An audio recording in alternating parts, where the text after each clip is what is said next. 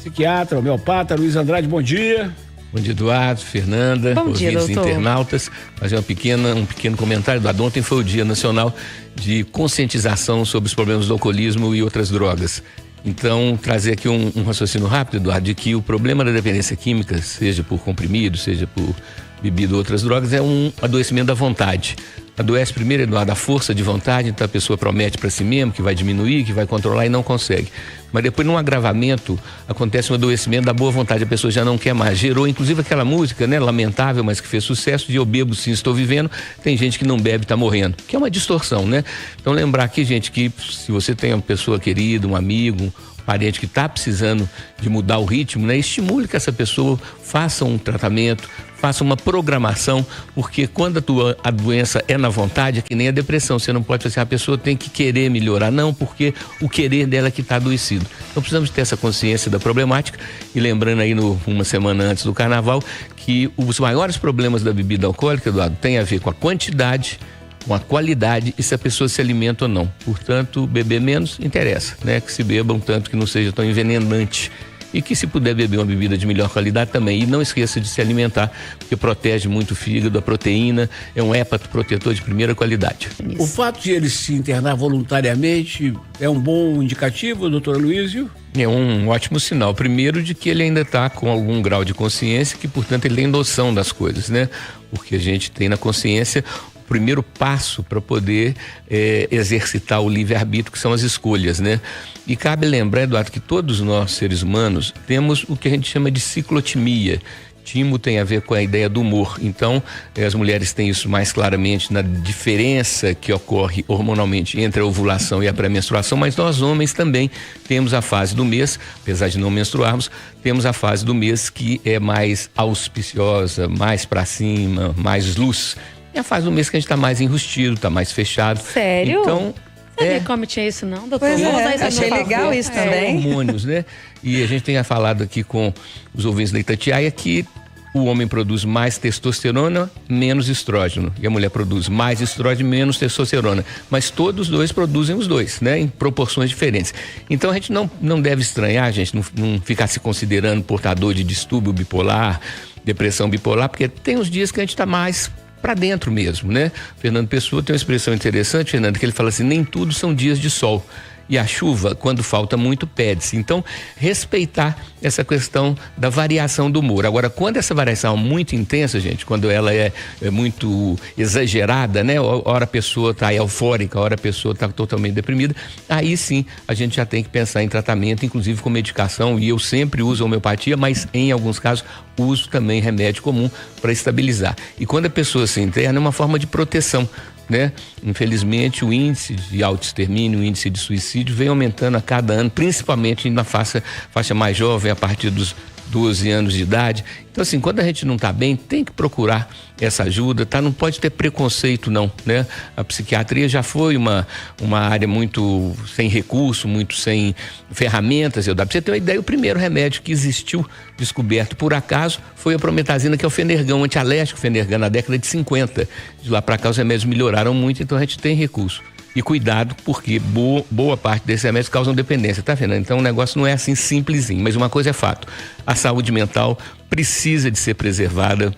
A saúde mental precisa, como diziam os gregos, de um corpo são, numa mente sã. Quer dizer, se fazer atividade física é fundamental, tá envolvido em causas mais coletivas, que não sejam só as causas pessoais, só as coisas do meu interesse, dos meus amigos e chegados, né? Então a gente precisa de construir sentido para a vida através dos pilares de sustentação, que são a família e os amigos, o trabalho, a ocupação, o estudo, né? E o lazer, e alguma prática espiritual e os prazeres da matéria. Se a gente fica só nos prazeres da matéria, o vazio existencial, o vazio da alma, chamada angústia primordial, ela vai aumentando de tamanho. E isso daí pode gerar um quadro depressivo grave. Nós todos somos ou não somos, pelo menos um tiquinho doido.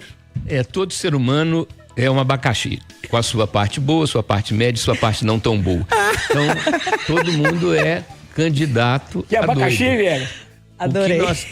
O que nós temos que fazer, Eduardo, até lá em Buenos Aires, onde eu fiz a especialização em homeopatia, os homeopatas enchiam a boca para dizer que um bom tratamento homeopático deve melhorar os sintomas, as queixas da pessoa, mas deve estimular nessa pessoa o que eles chamam de câmbio em latitude vital, É uma mudança de atitude diante da vida, Fernanda. Não é você virar outra pessoa, mas é você com mais ferramentas, com mais instrumentos, que a gente tem citado aqui muito yoga, meditação, você ter mais tecnologia ou tecnologia mais avançada para auto-administrar, para auto-descascar o abacaxi que você é.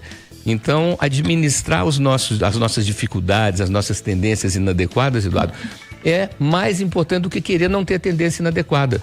Porque o ser humano é dual por natureza. Nós somos seres de origem espiritual passando por um momento terreno. Então todo mundo tem uma dualidade. E dessa dualidade vem o vazio existencial, vem a angústia primordial. Que nome bonito para uma coisa horrorosa, Eduardo. A angústia primordial, esse vazio da alma que nós todos temos. E assim como o estômago tem a fome, que é o vazio do estômago, você precisa tomar o café da manhã, depois almoçar e depois jantar. O vazio da alma, esse vazio existencial, também pede alimentos o tempo todo. Por isso que ou a gente consegue alimentos consistentes, como são feitos, eu citei as causas, a espiritualidade, a ocupação saudável da mente. Então, para preencher o vazio existencial, ou alimentos consistentes, ou a gente vai precisar de anestésicos potentes, né? Não tem terceira via, né? E isso que você falou aí, esses remédios até estão com um nome mais moderno, antigamente chamava antidepressivo, agora o nome é estabilizador de humor. E é isso mesmo, estabilizar o humor, mas não é para você ficar linear, não, tá? Não existe a possibilidade de um equilíbrio linear. Ele é pendular, onde antes de exagerar para mais a gente faz o movimento de volta, que nem uma gangorra, e onde antes de exagerar para menos a gente faz o movimento de volta. Então, entre a luz e a escuridão, entre a ovulação e a pré-menstruação, nós temos então essa questão que é do equilíbrio dinâmico. E outro dia, Eduardo, você me perguntou, mas doutor Luiz, por que eu não posso ficar parado no ponto de equilíbrio? Eu falei assim, meu filho, o ponto de equilíbrio é o ponto mais visado pelo desequilíbrio para pegar os ingênuos, os incautos que acham que o equilíbrio existe. O equilíbrio estável não tem equilíbrio muito parado, não. É movimento.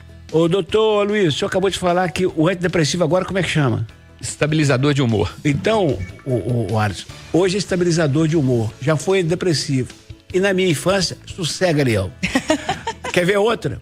Angústia, o que é que o senhor falou? Angústia primordial. Você, Alisson, alguém falou assim, mas você falou, o médico falou isso na rádio, angústia primordial, o que é isso? Aí você, como jornalista, tem que traduzir para ele. Falar, são 3 frasezinhas pequenas. Quem coçou, oncotou e procovou. É ou não é, doutor? Angústia primordial. O que eu tô fazendo nesse mundo, gente? O desafio é muito grande, Eduardo, porque a vida, se você pensar assim, aridamente, concretamente, é algo que a gente não sabe por quê, a gente não sabe para quê e não sabe até quando. É isso. Então, é um desafio mesmo, por isso que a criatividade é fundamental. O remédio para a alma é propósito, doutor? É propósito. Tem um texto que foi encontrado numa igreja na Itália, no ano 900, Eduardo, é um anônimo, são 3 frases. Ele fala assim, toda manhã na África, uma gazela acorda, e ela sabe que terá que correr mais do que o leão, senão morrerá. Ele continua e diz, toda manhã na África um leão acorda, e ele sabe que terá que correr mais do que a gazela, senão morrerá de fome. E na terceira frase ele diz, quando o dia surge, não importa se você é um leão ou uma gazela, é bom que comece a correr. O correr aí para conseguir alimento ou para não virar alimento dos outros, né? Então, todo dia, né, Luiz? Exatamente. Então, a questão existencial, né? Eu gosto muito da frasinha lá da música da Cajuína, do Caetano Veloso, o existir é que será que se destina, né? A vida, para ter sentido, tem que ter isso, gente, um sentido que você coloca nela, que você projeta nela, né? Citando Fernando Pessoa de novo, ele diz, pois o que é tudo, senão o que pensamos de tudo? Então, nós temos que ter, sim, um pensamento positivo, apesar do homem mais poderoso da Terra hoje ser um psicopata chamado Trump, o mais rico da Terra é outro psicopata chamado Elon Musk, e os dois juntos, meu filho, só tem uma coisa pior do que um psicopata, Jesus. São 2 enturmados. Nós vamos ver aqui com a Viegas qual é o perfil do amor de carnaval. Carnaval tá chegando, gente. Tem muito fake news na rua aí. Cuidado. Tá cada dia mais difícil estelionatário afetivo que chama, Eduardo. Estelionatário afetivo. Afetivo. Promete amor querendo sexo. E do ponto de vista técnico, de saúde e de sanidade mental, beijar na boca faz bem.